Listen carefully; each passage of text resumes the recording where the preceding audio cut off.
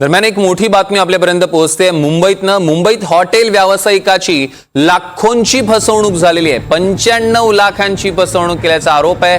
पोलिसांकडून आता कायदेशीर कारवाईची मागणी होते। या क्षणाची सगळ्यात मोठी आणि महत्त्वाची बातमी आपण बघतोय। मुंबईतनं बातमी येते, मुंबईत हॉटेल व्यावसायिकाची लाखोंची फसवणूक। गणेश पारडे आपले प्रतिनिधी आपल्या सोबत जोडले गेले, त्यांच्याकडून अधिकचे अपडेट्स आपण घेणार आहोत। गणेश।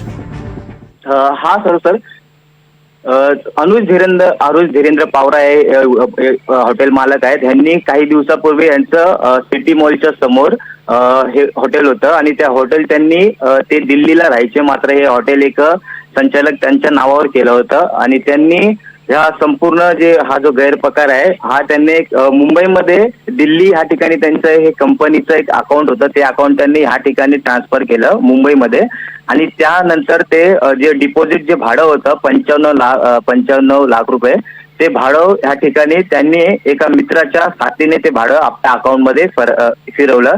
त्यानंतर जे मालक होते त्यांना हे संपूर्ण माहिती पडली आणि त्यानंतर त्यांना हे कळलं की माझ्यासोबत फसवणूक होते आणि त्यांनी नंतर ही अंबोली पोलीस स्टेशनमध्ये हा गुन्हा नोंदवला। सौरभ। निश्चितच गणेश, या संदर्भातले अधिकचे अपडेट्स घेऊ, त्यावर लक्ष ठेवून असा तुर्तास धन्यवाद।